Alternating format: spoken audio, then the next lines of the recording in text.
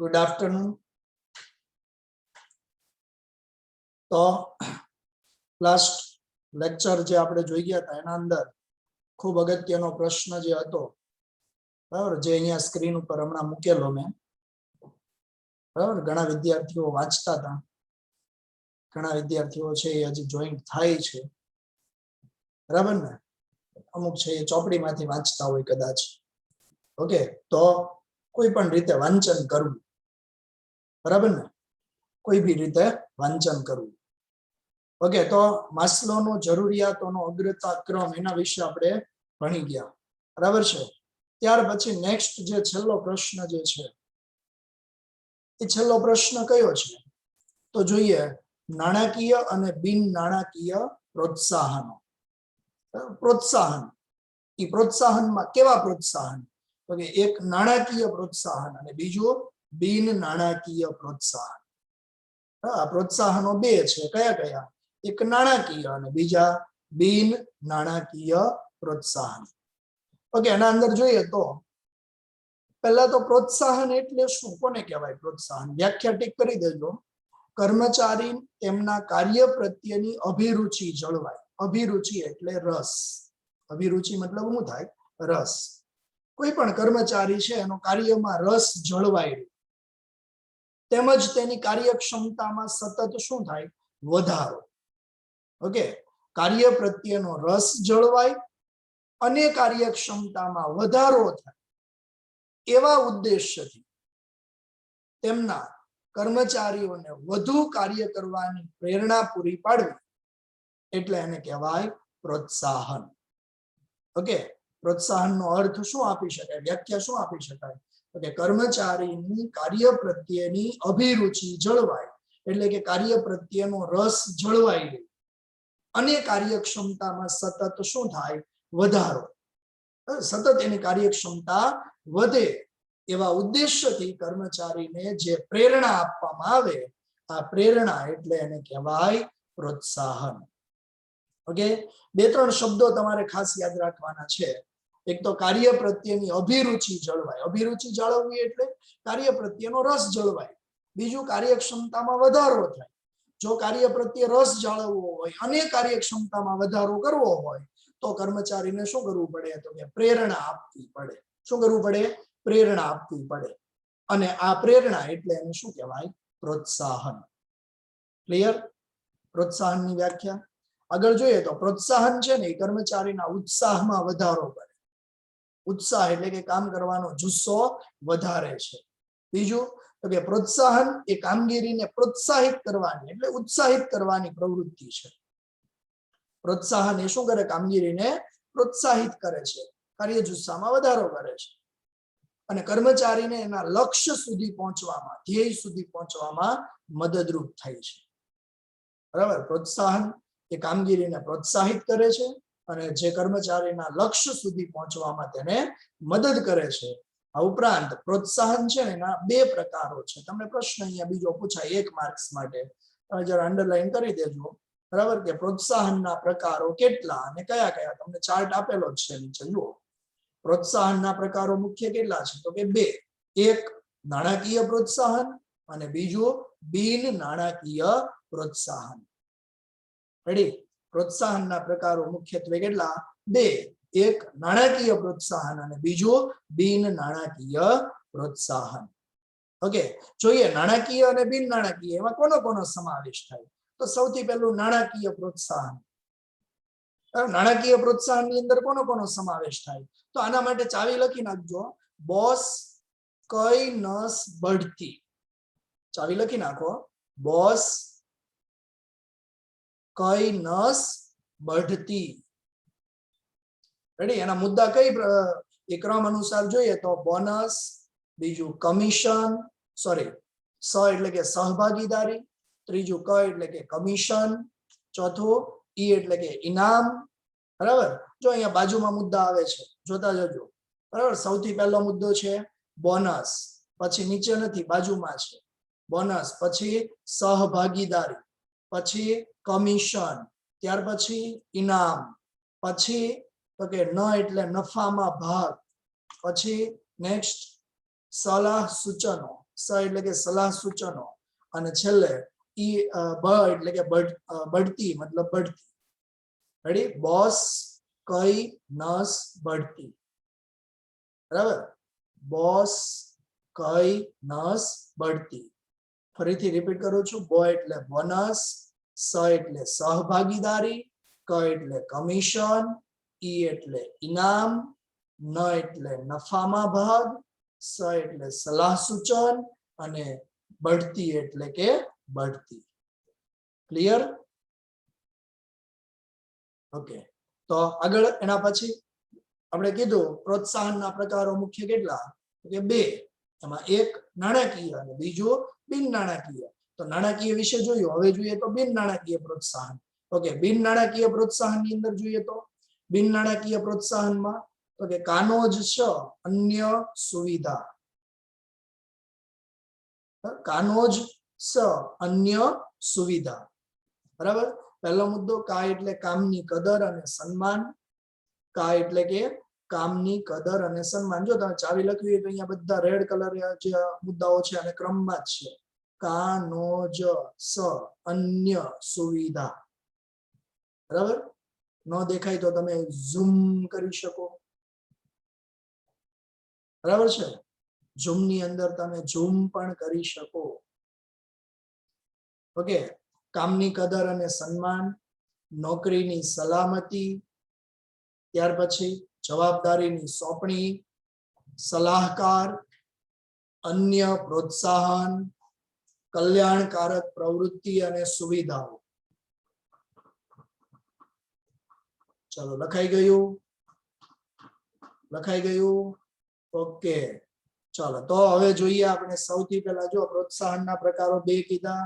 ફરીથી એક નાણાકીય પ્રોત્સાહન અને બીજું બિન નાણાકીય પ્રોત્સાહન. આ બે પ્રકારો, એક નાણાકીય અને બીજું બિન નાણાકીય. રેડી? અને એના અંદર જોઈએ તો પહેલો મુદ્દો હવે આપણે જોવાનો છે કયો? નાણાકીય પ્રોત્સાહન વિશે સમજૂતી આપો. પ્રશ્ન લખી નાખો. નાણાકીય પ્રોત્સાહન વિશે સમજૂતી આપો. પ્રશ્ન તમને પૂછાય 3 માર્ક્સ માટે પણ આવી શકે અને 5 માર્ક્સ માટે પણ પૂછી શકાય. રેડી? નાણાકીય પ્રોત્સાહન વિશે સમજૂતી આપો. આ પાઠની અંદર આપણે 3 માર્ક્સના પ્રશ્નો પૂછાય છે. એટલે 3 માર્ક્સ માટે પૂછાવાની શક્યતાઓ આમાંથી વધારે રહે. નાણાકીય અને બિન નાણાકીય આ બંને 3 ગુણ માટે પૂછાય. કેટલા? 3. બરાબર? એટલે કે 3 માર્ક્સ માટે પૂછી શકાય. ઓકે, તો જોઈએ નાણાકીય પ્રોત્સાહનો. એના અંદર પહેલું નાણાકીય પ્રોત્સાહનો છે ને એ આવડત અને કુનેહ ધરાવતા કર્મચારીઓ હોય કે કામદારો, એવા કર્મચારીઓ આવડત અને કુનેહ, જે ખંતથી દિલથી કામ કરવા વાળા છે, જેની પાસે કામ કરવાની આવડત છે, એવા કર્મચારીઓ માટે આ વરદાન સમાન ગણાય છે. કેમ? જેમ આવડત વધારે એમ કર્મચારી કામ વધારે કરશે. કામ વધારે કરશે એમ એને વેતન કેવું મળશે? વધારે. એટલે કીધું છે કે કર્મચારી કે કામદારો માટે આ વરદાન સમાન ગણાય છે. રેડી? નાણાકીય પ્રોત્સાહન. તમને અહીંયા પ્રશ્ન પણ પૂછી શકાય 1 માર્ક્સ માટે. પ્રશ્ન એવો પૂછાય કે કયા પ્રોત્સાહનો કર્મચારીઓ માટે વરદાન સમાન ગણાય છે? કયા પ્રોત્સાહન કર્મચારી માટે વરદાન? કયું પ્રોત્સાહન કર્મચારી માટે વરદાન સમાન? તો નાણાકીય. ઓકે, ચાલો બીજો મુદ્દો જોઈએ તો કારણ કે નાણાકીય પ્રોત્સાહનથી કર્મચારીનો ઉત્સાહ, જુસ્સો, આત્મવિશ્વાસ અને કાર્યક્ષમતામાં વધારો થાય છે. નાણાકીય પ્રોત્સાહનથી ફાયદો શું થાય? તો કે કર્મચારીનો ઉત્સાહ વધે. કોઈ કર્મચારીને 5000 વેતન મળતું હોય ત્યાં 500 રૂપિયા એને વધારે આપવામાં આવે તો એનાથી એના કાર્ય ઉત્સાહમાં, કાર્ય જુસ્સામાં શું થશે? વધારો.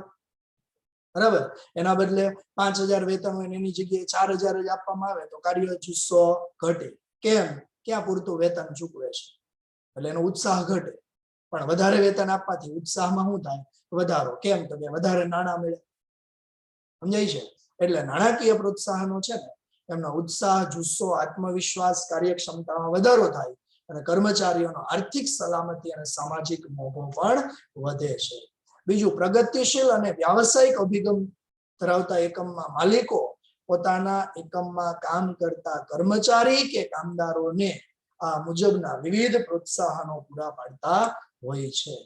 બરાબર. અને કયા કયા પ્રોત્સાહનો? તો આપણે જે હમણાં મુદ્દાઓ જોયા ને, બોસ કઈ નસ બઢતી, એ બધા પ્રોત્સાહનો છે પૂરા પાડે છે. બરાબર. આ જે 3 મુદ્દાઓ છે ને એ તમારી પ્રસ્તાવના સ્વરૂપે છે.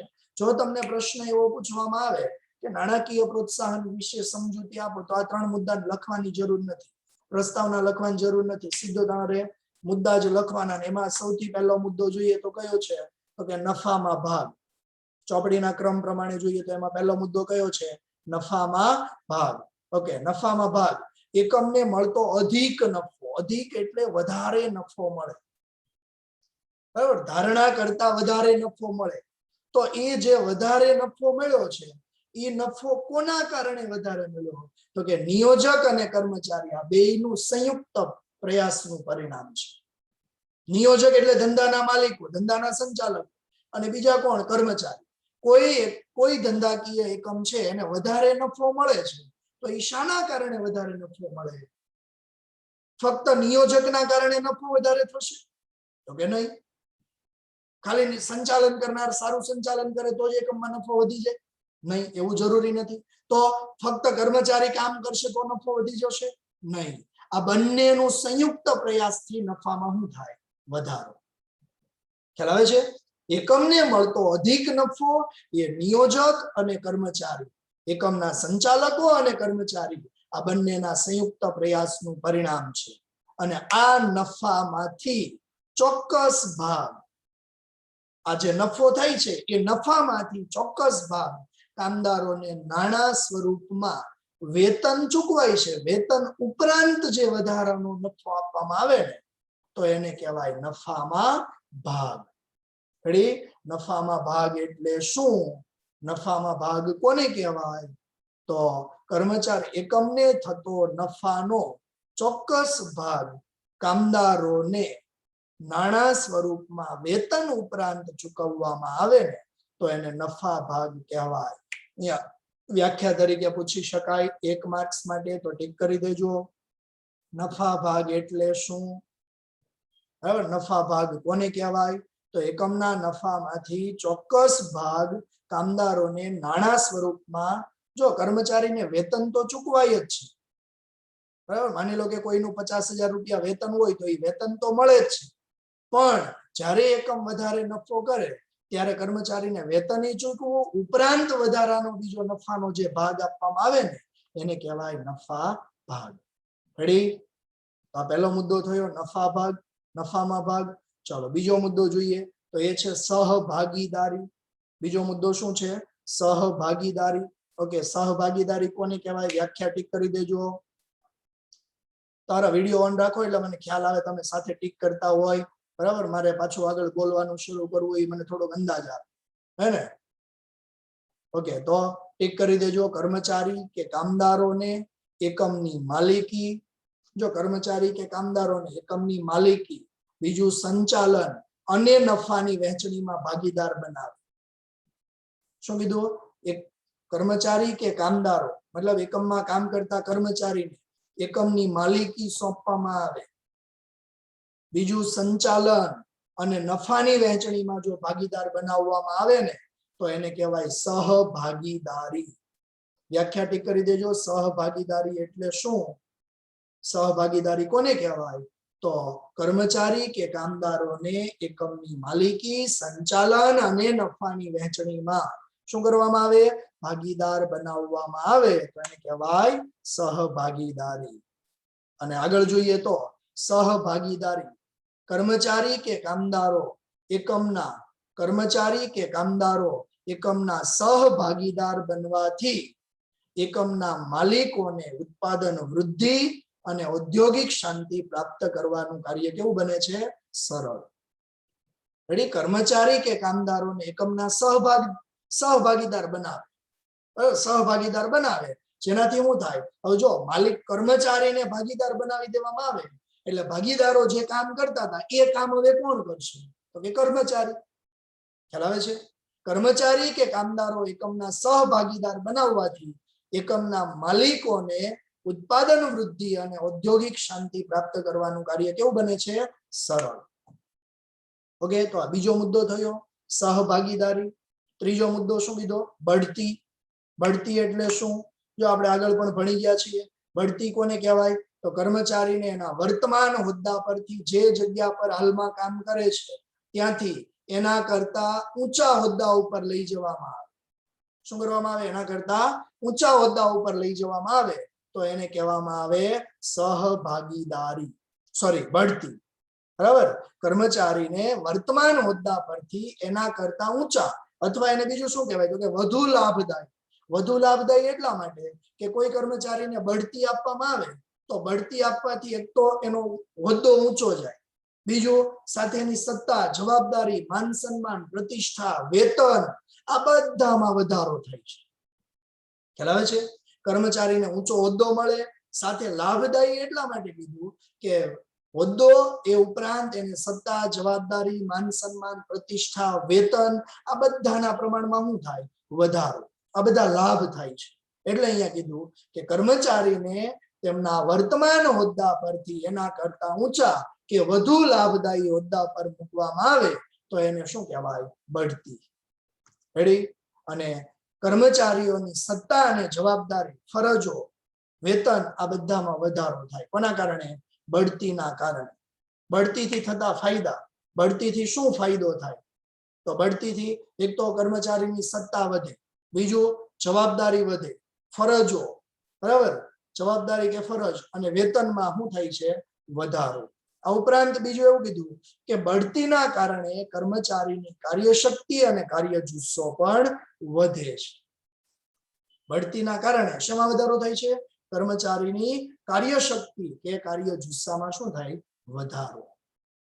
ક્લિયર? તો મુદ્દો 3 થયો બઢતી. બઢતી પછી નેક્સ્ટ મુદ્દો જે છે એ કયો? તો કે બોનસ.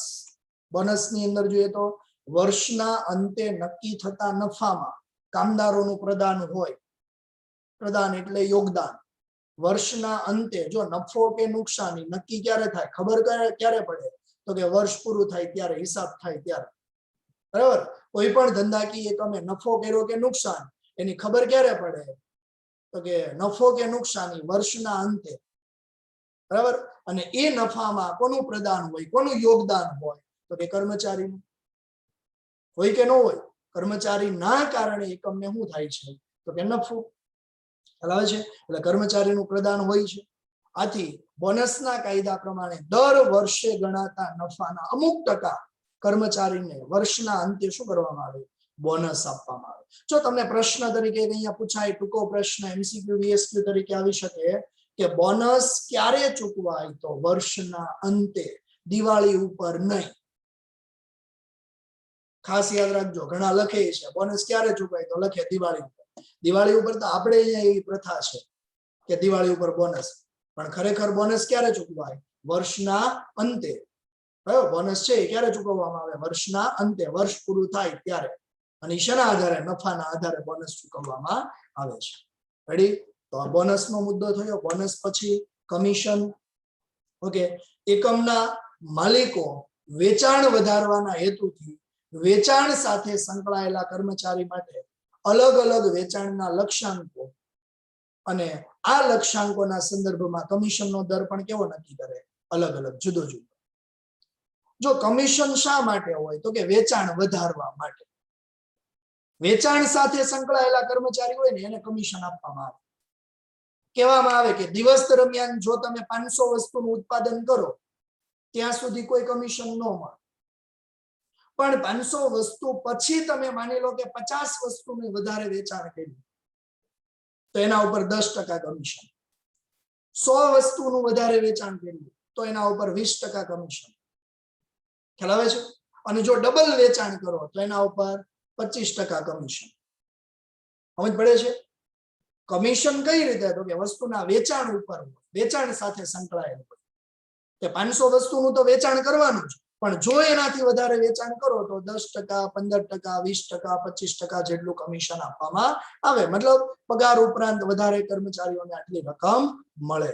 એટલે એકમના માલિકો વેચાણ વધારવાના હેતુથી, કોણ? એકમના માલિક. કમિશન કોણ આપશે? માલિકો. કોને? કર્મચારીને. કેવા કર્મચારીને? એકમના એવા કર્મચારી કે જે વેચાણ સાથે સંકળાયેલા છે અને એને અલગ અલગ વેચાણના લક્ષ્યાંક ઉપર કમિશનનો દર કેવો હશે? અલગ અલગ. જો 50 વસ્તુનું વધારે વેચાણ કરશે તો કમિશન 10% મળે. જો 100 વસ્તુનું વધારે વેચાણ કરશે તો કમિશન 20% મળે. ખ્યાલ આવે છે? એટલે અલગ અલગ વેચાણના લક્ષ્યાંક ઉપર કમિશન કેવું મળે? અલગ અલગ. અને કમિશન કોને કહેવાય? 1 માર્ક્સ માટે વ્યાખ્યા. કમિશન એટલે શું? તો કે વેચાણ સાથે સંકળાયેલા કર્મચારીઓને સિદ્ધ કરેલા વેચાણ મુજબ, સિદ્ધ કરેલા વેચાણ એટલે જેટલું વેચાણ કરી નાખ્યું છે એ મુજબ એકમના માલિક તરફથી તેમને પ્રોત્સાહન સ્વરૂપે જે નાણાકીય વળતર ચૂકવાય એને કમિશન કહેવાય. વ્યાખ્યા ટીક કરી દેજો ખાસ. કમિશન એટલે શું? તો કે વેચાણ સાથે સંકળાયેલા કર્મચારીને સિદ્ધ કરેલા વેચાણ મુજબ એકમના માલિક તરફથી પ્રોત્સાહન સ્વરૂપે જે વધારે નાણાકીય વળતર ચૂકવવામાં આવે તો એને શું કહેવામાં આવે? કમિશન. ક્લિયર? કમિશન પછીનો નેક્સ્ટ મુદ્દો જોઈએ તો એ છે ઇનામ. બરાબર? નેક્સ્ટ મુદ્દો શું છે? ઇનામ. ઓકે, ઇનામ જોઈએ તો એકમમાં કાર્ય કરતા કર્મચારી કે કામદારો દ્વારા થયેલી અસાધારણ કામગીરી કે કાર્યશૈલી. અસાધારણ નો મતલબ શું? એકમના માલિકોએ જે ધારણા કરી હોય ને, કોઈ કર્મચારી માટે એને ધારણા કરી હોય આટલું કામ તો એ કરશે જ, એના કરતા પણ એ વધારે કામ કરે તો એને કહેવાય અસાધારણ કામગીરી. ઘણી વાર આપણે એમ કહેતા હોય ને આવું કામ તો ધાર્યું નહોતું, એવું કામ થઈ ગયું. ધારેલું નહોતું, ધારણા નહોતી કરી, એવું કામ થઈ ગયું. આને કહેવાય અસાધારણ કામગીરી કે અસાધારણ કાર્યશૈલી. સમજાય છે? હેલો? ઓકે. તો એકમમાં કામ કરતા કર્મચારીઓએ કે કામદારોએ અસાધારણ કામગીરી કે કાર્યશૈલી કરી હોય એને ધ્યાનમાં લઈને એકમની વાર્ષિક સભા એટલે કે મીટિંગ, વાર્ષિક સભા એટલે કે મીટિંગ, બરાબર? બીજું તો કે સંમેલન. ત્રીજું વિશિષ્ટ સમારંભ યોજી, વિશિષ્ટ સમારંભ, બરાબર? એટલે કોઈ શું કહેવાય એને?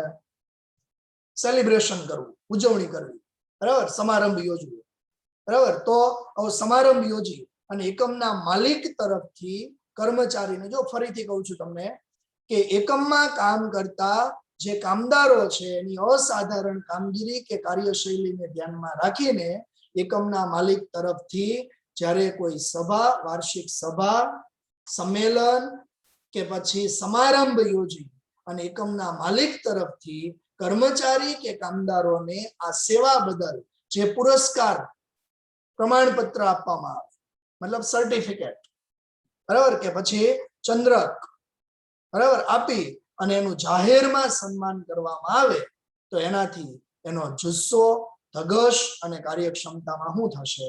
વધારો. રેડી? અને ઇનામ, બરાબર? અને શું કહેવામાં આવે? ઇનામ.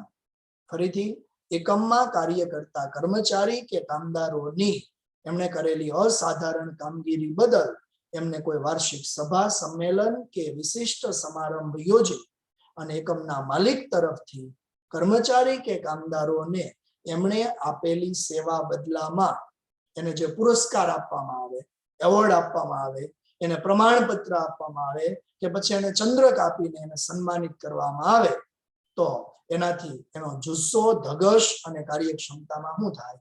વધારો. ક્લિયર? અને મુદ્દો નંબર 7 છે સલાહ અને સૂચન. સલાહ અને સૂચન.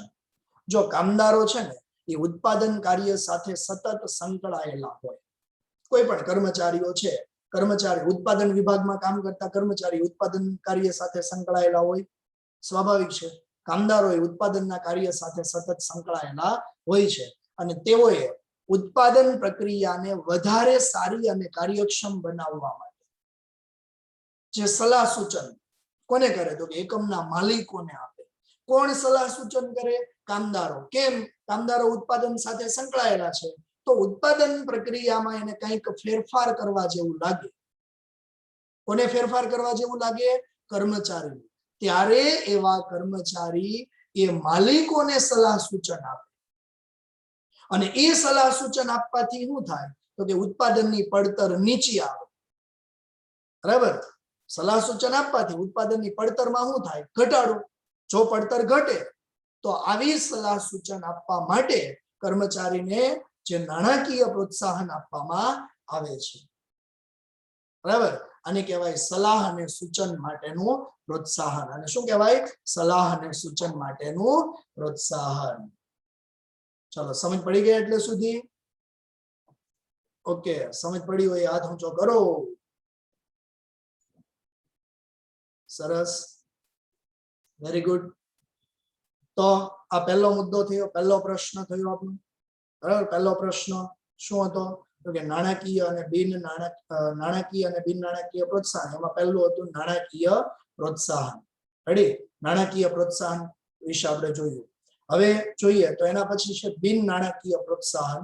પણ એ બિન નાણાકીય પ્રોત્સાહન જોતા પહેલા આપણે એક સૂચના છે, ખાસ અગત્યની સૂચના.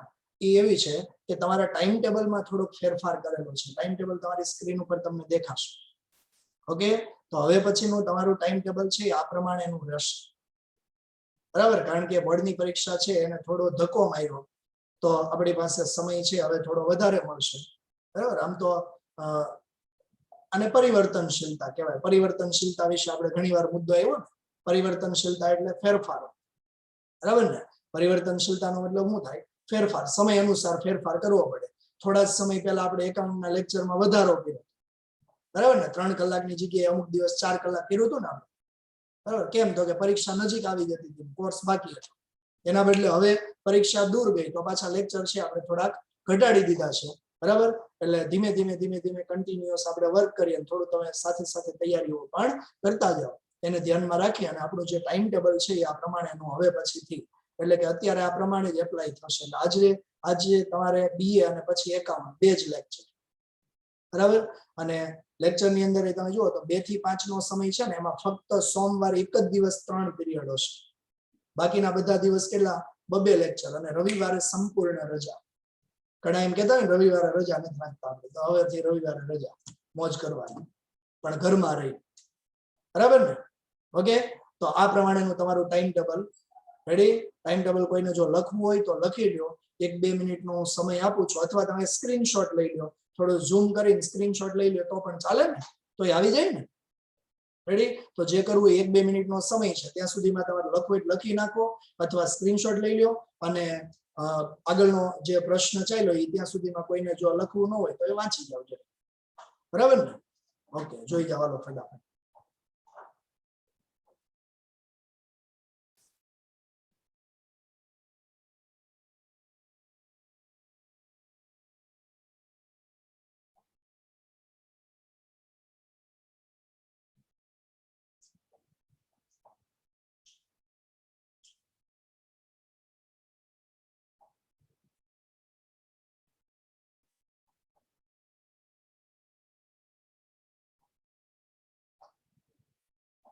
ચલો, રેડી. પ્રથમ કઈ પ્રશ્ન? એક મિનિટ.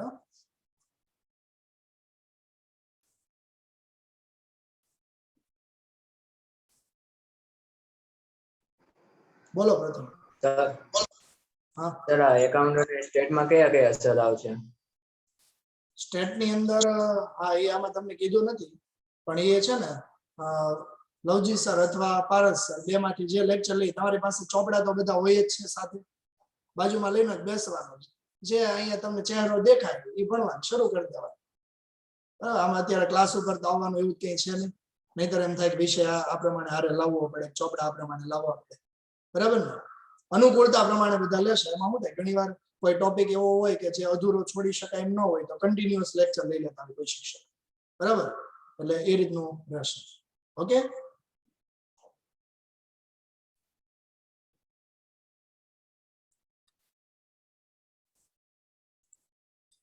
ચાલો તો હવે આપણે જોઈએ નેક્સ્ટ જે આપણો પ્રશ્ન છે એ. બરાબર, તો એ છે બિન નાણાકીય પ્રોત્સાહન. ઓકે, બિન નાણાકીય પ્રોત્સાહનની અંદર જોઈએ તો બિન નાણાકીય પ્રોત્સાહનમાં જે પ્રોત્સાહનો નાણાં ઉપર આધારિત ન હોય ને એને બિન નાણાકીય પ્રોત્સાહન કહેવાય. તમે વ્યાખ્યા પૂછી શકાય. બિન નાણાકીય પ્રોત્સાહન એટલે શું? ખૂબ સરળ સિમ્પલ વ્યાખ્યા. જે પ્રોત્સાહનોનો આધાર નાણાં ઉપર નથી તો એને કેવા પ્રોત્સાહન કહેવાય? બિન નાણાકીય પ્રોત્સાહન. બરાબર, નાણાં ઉપર આધારિત નથી. બીજું હું તમને કહી દઉં, ટાઈમ ટેબલ છે આપણા WhatsApp સ્ટેટસ ઉપર મૂકેલું છે, એટલે કદાચ કોઈને લખવાનું કેવું રહી ગયું હોય તો સ્ટેટસ ઉપર મૂકવામાં આવેલું છે, એમાં તમે જોઈ શકો. રેડી? યાદ રાખવાનું એટલું જ છે કે સોમવારે ખાલી 3 લેક્ચર, બાકીના દિવસ 2 લેક્ચર, રવિવારે સંપૂર્ણ રજા. ઓકે, જોઈએ બિન નાણાકીય પ્રોત્સાહનો. જે પ્રોત્સાહનો નાણાં પર આધારિત હોતા નથી એને કહેવાય બિન નાણાકીય પ્રોત્સાહનો. આવા બિન નાણાકીય પ્રોત્સાહનો પણ કર્મચારી કે કામદારોના કાર્ય જુસ્સામાં શું કરે છે? વધારો. રેડી? જો સ્વાભાવિક છે કે નાણાં ચૂકવે તો કર્મચારીનો જુસ્સો વધે જ છે, પણ એવાય કેટલાક પ્રોત્સાહનો છે કે જેમાં નાણાં ચૂકવવામાં નથી આવતું, તો એને કેવા પ્રોત્સાહન કહેવાય? બિન નાણાકીય પ્રોત્સાહન. બરાબર છે? અને એમાં જોઈએ તો સૌથી પહેલું છે એ નોકરીની સલામતી. એમ કહી દેવામાં આવે કે ભાઈ વર્ષો સુધી તમારે અહીંથી ક્યાંય જવાનું જ નથી, તમારે આ જ એકમમાં કામ કરવાનું છે, તો એ નોકરી કેવી થઈ ગઈ? સલામત, સેફ. ઘણીવાર એવું બનતું હોય, મેં ગઈકાલે તમને કીધું હતું ને, ઘણીવાર એવું બનતું હોય કે કર્મચારી એકમ ઉપરથી ઘરે પહોંચે ને પછી ફોન આવે, ઘરે પહોંચી ગયા? હા, કાલથી ઘરે જ. તો એ નોકરી કેવી છે? બિન સલામત. ખ્યાલ આવે છે? એટલે નોકરીની સલામતી, એનાથી કર્મચારીનો કાર્ય જુસ્સો વધતો હોય છે. બરાબર? કર્મચારીઓને ફક્ત વેતન મળે એ જ અગત્યનું ન હોય, પણ એની નોકરીની સલામતી પણ એટલી જ અગત્યની હોય છે. ખ્યાલ આવે છે? ખાલી વેતન મળે એ જ મહત્વનું નથી, સાથે નોકરી પણ એની સલામત રહેવી જોઈએ. અને નોકરીની સલામતી મળવાથી કામદારો છે ને ઉત્સાહથી કાર્ય કરે છે. બરાબર? અને ઉત્પાદનમાં પણ શું થાય? વધારો. જુસ્સાથી કામ કરશે એટલે ઉત્પાદન પણ વધશે. રેડી? ઓકે, તો પહેલો મુદ્દો જોયો. બીજો મુદ્દો છે કામની કદર અને સન્માન. જે કર્મચારીઓ એકમમાં નિર્ધારિત કરવું એટલે નક્કી કરવું. નિર્ધારિત કરવાનો મતલબ શું થાય? નક્કી કરવું. નક્કી કરેલા ઉત્પાદનના લક્ષ્યાંકો ને સમયસર અને કરકસરપૂર્વક પૂર્ણ કરે.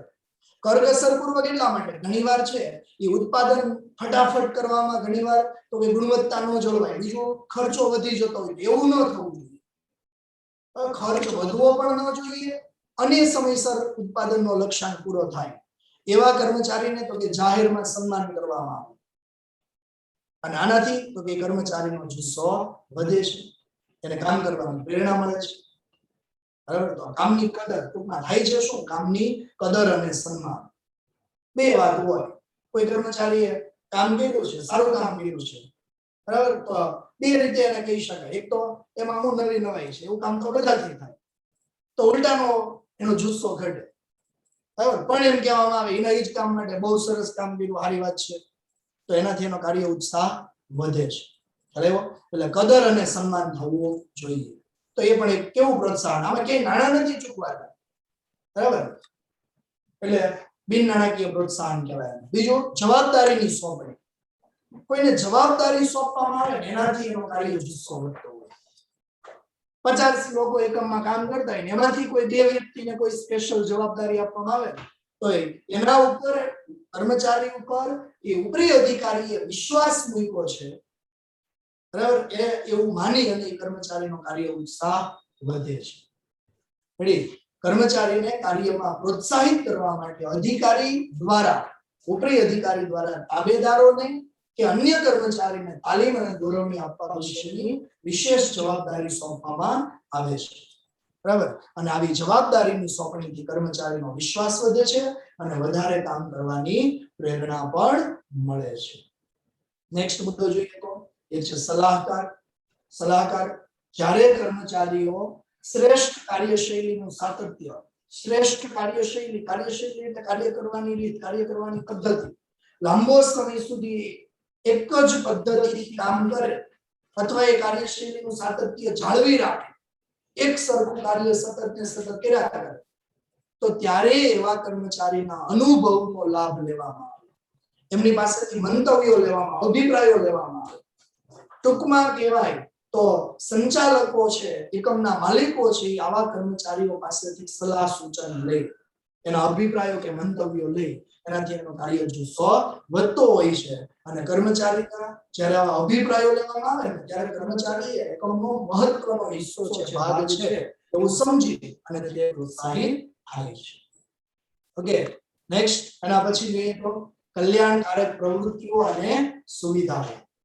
એમાં જોઈએ તો કર્મચારી માટે કરવામાં આવતી કલ્યાણકારક પ્રવૃત્તિ અને સુવિધાઓ એ પણ કર્મચારીને કાર્ય કરવાની પ્રેરણા આપે. જેમ કે કલ્યાણકારક પ્રવૃત્તિ અને સુવિધામાં કોનો સમાવેશ? એક, કર્મચારીને જે વેતન મળે એ તો મળવાનું છે, ઉપરાંત એને તબીબી સેવા આપવામાં આવે. તમે જો ઘણા એકમોની અંદર મેડિક્લેમ ઉતારી આપે, બરાબર, મેડિક્લેમ લેવો ફરજિયાત હોય અને એ એનું પ્રીમિયમ છે ને એ ધંધાકીય એકમો ભરતા હોય, તો એ શું થયું? તબીબી સેવા આપી, બરાબર, સ્વાસ્થ્ય અંગેની. પછી સસ્તા દરે કેન્ટીનની સુવિધા હોય, કર્મચારીઓને ચા પાણી નાસ્તા માટેની વ્યવસ્થા, સસ્તા દરે કેન્ટીનની સુવિધા. અમુક એવા એકમો પણ હોય કે જેના અંદર બપોરનું ભોજન છે એ ત્યાંથી જ કર્મચારીઓને આપવામાં આવતું હોય, મતલબ ટિફિન લઈને જવું ન પડે, બરાબર.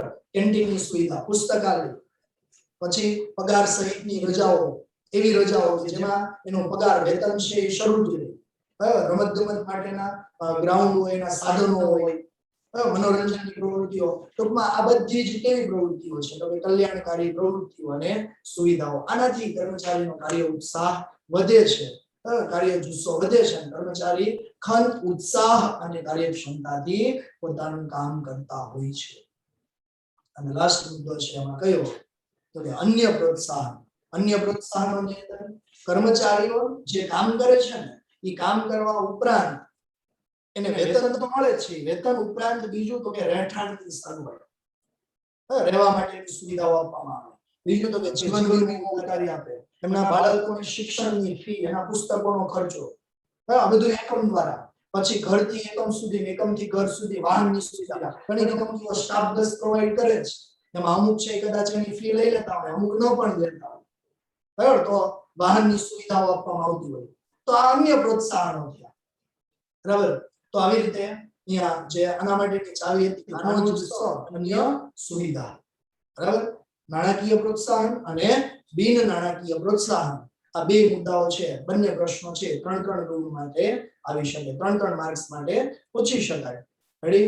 તો આ બંને પ્રશ્નો આગળ જોઈએ તો હવે પછીના જે ટોપિક છે ને એ આપણા કોર્સની અંદર નથી, બરાબર ને? હવે પછીના જે મુદ્દાઓ છે એ આપણા કોર્સની અંદર નથી. અહીંયા જો તમને બધા જે અહીંયા ચિત્રમાં બધા ખુશ દેખાય છે, એમ આપણે ખુશ થવાનું છે. કેમ? તો કે 6.5.1, 6.5.2, 6.5.3 જે આપણા અભ્યાસક્રમમાં નથી, બરાબર. આ ઉપરાંત આના પછી હજી પણ આગળ છે, બરાબર. એટલે હજી ખુશ થવાનું છે. 6.6.1 જો ઓલું 5.1 હતું, આ 6.1 છે, પછી 6.2 છે, પછી 3 છે, પછી 4, 5 અને 6. ટૂંકમાં આખો પાઠ પૂરો થઈ જાય છે. ટૂંકમાં કહીએ તો શું થાય? આખો પાઠ પૂરો થઈ જાય છે, બરાબર. એટલે અહીંયાથી બિન નાણાકીય પ્રોત્સાહન પછી જે નેતૃત્વનો જે મુદ્દો છે ને ત્યાંથી આગળનો હવે પછી આપણા કોર્સમાં નથી, બરાબર. જે કોવિડ-19 અને એ પ્રમાણે આપણું જે કોરોના પેપર સ્ટાઇલ હતી એ જે પ્રમાણે આપણા કોર્સની અંદર જે હતું એ અહીંયા પૂરું થાય. રેડી? એટલે દોરવણીના તત્વો છે આપણે આમ જોઈ ગયા કુલ 4 તત્વો: નિરીક્ષણ, અભિપ્રેરણ, નેતૃત્વ અને માહિતી સંચાર. એમાં મેં ત્યારે તમને કીધું યાદ કરો તો બે મુદ્દાઓ છે કોર્સની અંદર હતા. કયા? નિરીક્ષણ અને બીજું અભિપ્રેરણ, બરાબર. અને એના પછીના જે બે મુદ્દાઓ જે આપણા કોર્સની અંદર નહોતા એવા કયા મુદ્દાઓ? તો કે નેતૃત્વ અને માહિતી સંચાર, બરાબર. જે મુદ્દાઓ અહીંયા મેં તમને કીધા એ આપણા અભ્યાસક્રમમાં નથી. એટલે આ પાઠ છે, પાઠ નંબર 6 છે એ તમારો અહીંયા પૂરો થાય છે, બરાબર. છઠ્ઠો પાઠ છે એ પૂરો થાય. અને આમ જોઈએ તો છઠ્ઠા પાઠ સાથે છે ને તમારો અહીંયા કોર્સ પણ પૂરો થાય છે, બરાબર ને? છઠ્ઠા પાઠ સાથે કોર્સ પણ અહીંયા પૂરો થાય છે, કારણ કે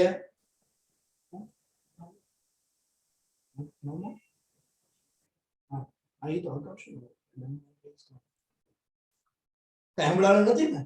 ન સંભળાય કારણ કે મેં મ્યુટ કરી દીધું હતું, તો તમને ન સંભળાય. હું વાતો કરતો હતો રજની સર સાથે, બરાબર ને? ઓકે, તો અહીંયા આમ જોઈએ ને તો આપણો કોર્સ કમ્પ્લીટ થાય, બરાબર. પણ ક્લાસની અંદર આપણે જે ઓફલાઈન ભણ્યા ત્યારે મેં એવું કીધું હતું કે 9મો પાઠ છે આપણે ઓપ્શનમાં કાઢી નાખીએ, અને ત્યારે બધા તમે સહમતી થયા હતા, બરાબર. કારણ કે આપણે બધાને ભી પડે એવું હતું કોર્સ પૂરો કરવામાં અને તૈયારીમાં બધી રીતે.